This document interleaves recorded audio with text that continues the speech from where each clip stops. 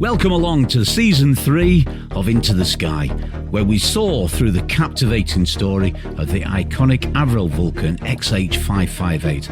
I'm your host, Martin Price, and this season we're bringing you an all-star lineup of guests, a pilot who commanded this magnificent aircraft, the dedicated volunteers preserving her legacy, and the education partners inspiring South Yorkshire's youth and the team shaping XH558's future. Join us as we unravel the rich history of this Cold War titan, discover how she's fueling STEM education, explore how lessons from the past are engineering tomorrow's innovations. From the cockpit to the classroom, Into the Sky bridges generations, proving that XH558's influences reach far beyond the runway. Buckle up for a journey that'll span decades and touch the lives of many.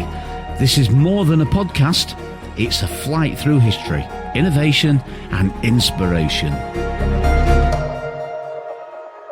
Hello and welcome along to another episode with the Vulcan to the Sky Trust. Nice to be with you today, and I've got a fellow volunteer and a friend sitting in with me today. Nice to see you, mate. How are you? Connor Sykes, welcome. Thank you very much, Martin. How are we doing?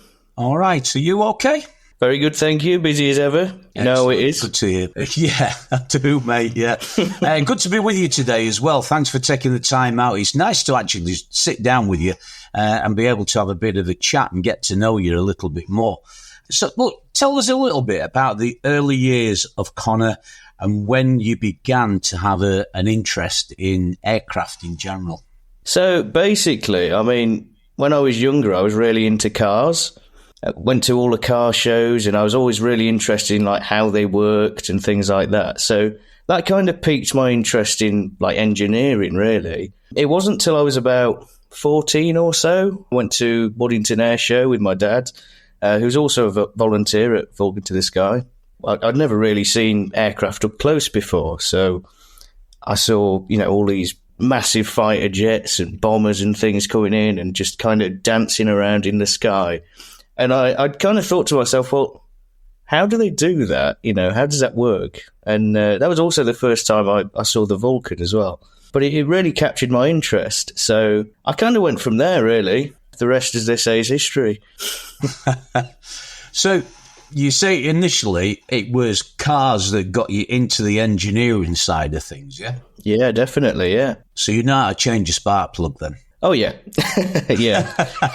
I bought this little engine. It was to like a mini quad bike. I wasn't very old. I was probably about maybe 14 at the time. And basically, we stripped it down as like a summer project and laid all the bits out. So that kind of got me hands-on experience with engineering. Kind of went from there, really. And so 14-year-old was the first time that you came up close to 558. So what year would that be? So it's nearly 8-9 years ago now. So towards the end of the flying season, I think it was. Yeah, it wouldn't have been far off, would it? It wouldn't have been far off at all. 2025? No, not 25. What am I talking about? 2015. I was going to say 2015. Yeah, my maths. Yeah, it's half past 6 at night, mate. What did you expect? Yeah, it would have been 2013, I think it might have been, the first time I saw 558. Right, yeah. So you still had another couple of years in the sky at that point, didn't you? Yeah. And did you have much involvement with 558 after seeing her at Waddington, or how did it go from there? So basically, lived in Doncaster all my life. Me and my dad basically never knew that 558 was based at Doncaster Sheffield Airport, as it was at the time. Never knew it was based there. So we quite frequently, after we found that out, we quite frequently went up there and used to watch her takeoffs, landings, and there was the odd little display that they threw in, which was really nice. Because it's not really that far from where I live either, so that's kind of where we first started to get that involvement with the jet. So would you say it was that point when you saw 558 at Waddington, that's when you realised that you were becoming more interested in aviation and perhaps wanted a career in aviation? Absolutely, yeah. So, you know, as I mentioned before, you've got all these great aircraft that were coming in and doing displays. Vulcan kind of stole that show away from them a bit. Definitely, in my opinion, the best aircraft on the circuit. But as well, at air shows, I started talking to people in different aviation companies. So there were people in, Rolls-Royce, BAE Systems, and it was kind of talking to them and getting to know, what they were developing, what they were, working on, and looking at the more technical side of aviation that kind of got me into it, really. Right. So you're not like the rest of us then. You didn't really want to become a pilot. You were more interested in the engineering side of things. Yeah, definitely. I kind of thought about being a pilot at one point, but then as time went on, I just realised that my interest really was in that more technical side of aviation. Right. So you like the nuts and bolts of it rather than playing around with it more than anything. Well, you can play around with it with the nuts and bolts anyway, can't you? Yeah. Yeah, absolutely. Absolutely, yeah. So when was it you actually started getting involved with 558? So that would have been around, it was definitely after she stopped flying. So it would have been around 2015. Wow, that's a long time ago, isn't it? Tell me about it, yeah. Yeah, so I would have been about 14 at the time, I think it was. Right, yeah. I do remember you first coming to the hangar and you were a bit of a whippersnapper then, mate. Yeah. In my prime, definitely. Were you like the rest of us when you first came into the hangar to get involved with 558? Were you just working on the tours, or was there anything? I can't remember. How were you involved in 558 to begin with? So to begin with, I was training as a tour guide to start off with, but obviously being so young at the time, I'd never done anything like that before. So spent a couple of years developing my own personal tour, and while I was doing that, I used to do like the meet and greet for other tour guests. Used to work events as well. Used to have quite a lot of different events in the hangar. It could be anything from a wedding to old Dickinson's Real Deal. It was such a wide variety of events that we did. So I kind of always made myself useful around the hangar. Work the shop a little bit as well. So that was kind of my first couple of years with the trust. I think that was the thing as well amongst the volunteers, that we just sort of mucked in and did whatever needed to be done on the day, didn't we? Just a great team that was put together in the hangar, wasn't it? The glory days, it was, as we like to call them. Yeah, definitely. So were you there when Bruce Dickinson came along and had a look round it, or any of the other celebs that we had? Yeah, so I was there when he came up, at the beginning when we were just setting up for their show. There was a lot of prep, really, for that event, so he came up. Of course, we did the Gary Barlow event as well, that charity event. I met his producer, actually, on that day. Didn't know about it, just met him and treated him like any other guest. I was like, oh, hi, how are you doing? Just had such a casual conversation with this guy that's produced, some of the biggest names in history, really. It's quite crazy. But yeah, I always used to enjoy the events. Yeah. You never knew who you were going to bump into in that hangar, that is for sure, did you? Exactly, yeah. Yeah, there was just such a wide variety of people that used to come through. Well, they still do, It's just such a wide variety of people. It's great, really. Apart from the engineering days, which we get involved in, tinkering around with 558, looking after it, what other involvement do you have within the trust itself? So I've got quite a big involvement, really, with the education side at the minute. Obviously, having, been through the education system fairly recently, all throughout my time with Vulcan to the Sky, I thought it'd be good for me to get involved and kind of give the students that we work with something that I would have wanted when I was, still in school and at college and university. So I've become quite involved with that, in particular working with UTC in Doncaster. So that's the University Technical College. They're basically a college that specialise in STEM subjects and engineering. So what we're doing now is we're working with the Workwise Foundation. It's another charity that we're working quite closely with at the moment. And we're basically the aim is to try and give the students some really good experience for, their futures, for getting into, whatever they want to go into, whether it's engineering or maths or science or anything like that. It will really set them up for that. And the basic thing that we're doing is we've got it's kind of a competition to redesign part of the Vulcan system. So at the minute we're looking at flying controls, and we've recently just launched this program. So they're going to be redesigning the control yoke in the cockpit of the Vulcan, and also a bit later on in the program they're going to be designing the actual flying control system. So this could involve anything that they've learned, really. So AI systems you could use. You could look at using drone technology even. And it's about trying to get them to think about that wider engineering picture and build on that and really push the boundaries. So it's all about trying to give them this really good experience for if they're applying somewhere for work experience or whether they're applying to university. So it's a really positive program.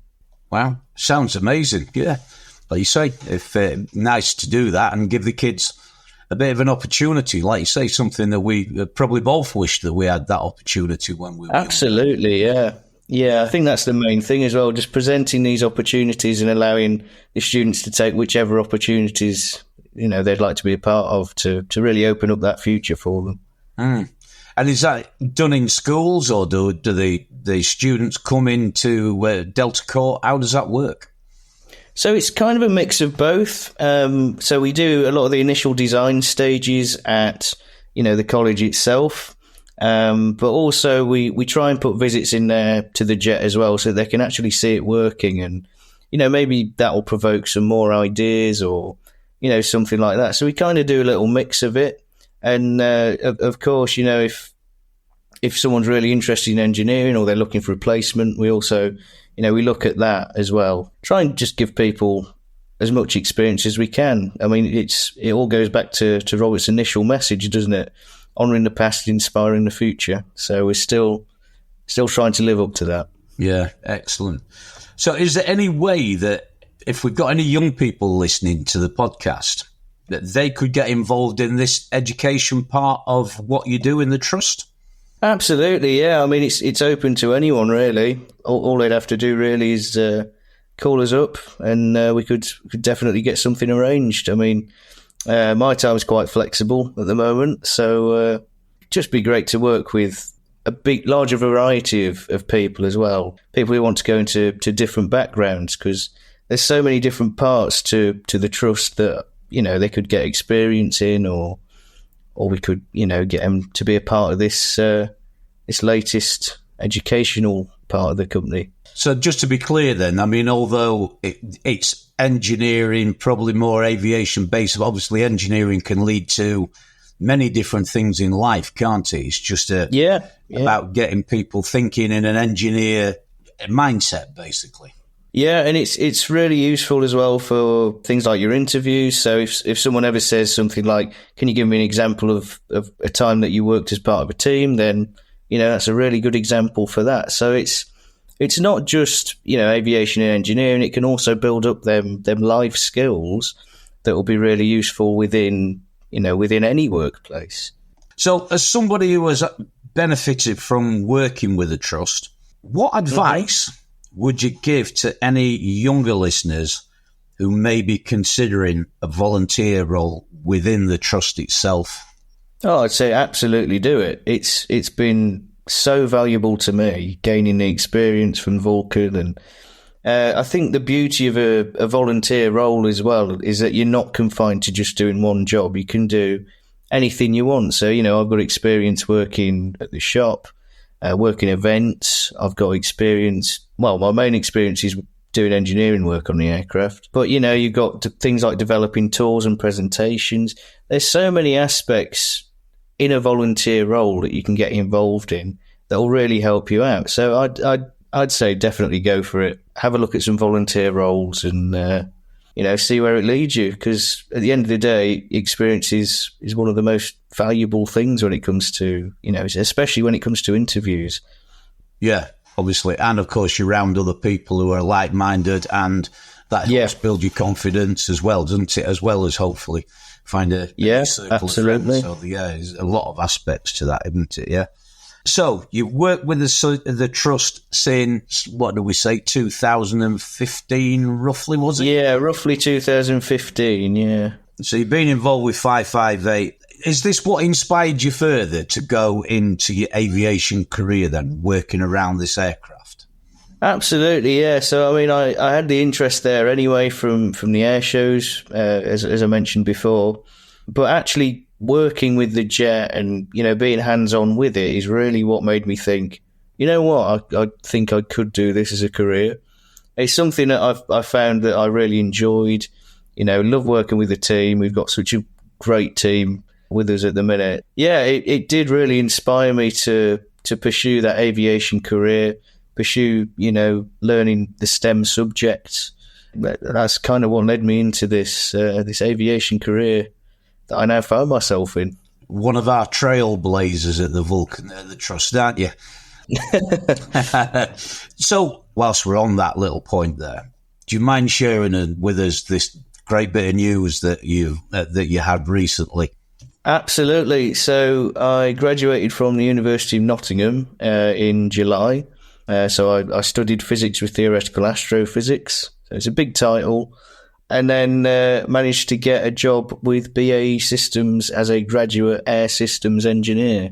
So that involves the designing and testing and integration of new systems on any aircraft that they're involved with. So that could be the F-35, the Hawk, the Typhoon, the Tempest, which is a brand new 6th generation fighter that they're working on. Also involves things like working on uncrewed air systems, which is basically like drone technology, potentially helicopters as well. So it's anything aviation based, designing new systems for them or developing previous systems. You're going to end up being our Q, aren't you? Potentially, yeah. I can see this coming. Connor's going to be called Q in future when he comes round. Well, congratulations again on your achievements, mate. Thank you very much. You worked very hard for that, and it's glad to see that 558's had a tiny part in that, in inspiring you. And thanks for your time. It's been really great talking. Thank you. Been brilliant having a chat. Thank you very much. I'll see you soon. That's all for today's episode of Into the Sky. We hope you've enjoyed soaring through the legacy of XH558 with us. Your support helps keep the story of the Vulcan alive, and if you'd like to support the Trust a little more or find out more about what is happening, why not visit our website, vulcantothesky.org. There you can learn more about our mission, and here you can also make a donation if you wish. You can follow us on social media for behind-the-scenes content and updates. And sharing this podcast with fellow aviation enthusiasts is another great way of supporting the Trust and helping keep this legacy alive. Every contribution to preserve this iconic aircraft for generations to come is greatly appreciated. Thank you again for listening. Until next time, keep your ears tuned into the sky.